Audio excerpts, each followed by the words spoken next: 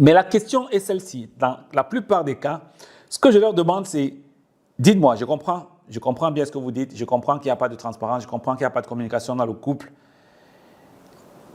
On va sortir un peu de l'argent à un moment donné.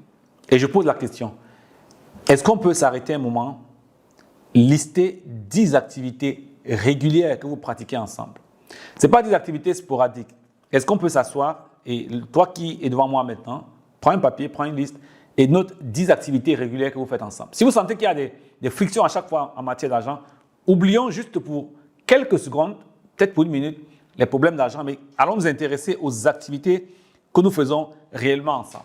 Et quand je pose la question, qu'est-ce qui se passe? On bloque, on réfléchit, on tourne en rond.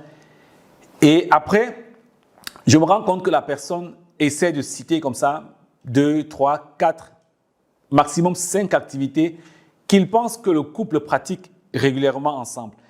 Et quand on arrive à 5 même déjà, il n'y a plus assez de conviction dans les choix qu'on est en train de citer. En fait, on cherche les activités qu'on pratique régulièrement ensemble. Et donc ça, c'est vraiment un signe. Là, c'est peut-être un symptôme, n'est-ce pas? C'est un symptôme qui me montre déjà que ce n'est pas le problème d'argent qui est le vrai problème, c'est la cause, c'est le symptôme apparent. Quand on a une température, n'est-ce pas? Ce n'est pas forcément ce n'est pas le diagnostic de la maladie, c'est un symptôme qu'il y a quelque chose qui ne va pas.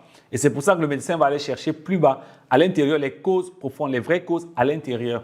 Et c'est de ça qu'il faut aller parler. D'où vient le problème de ce que nous voyons de manière superficielle, n'est-ce pas, dans les couples qui de plus en plus aujourd'hui sont dans un manque d'harmonie sur le plan financier, qui se traduit dans des disputes régulières dans le mariage. Alors la question fondamentale, c'est pourquoi plusieurs hommes africains évitent de parler d'argent?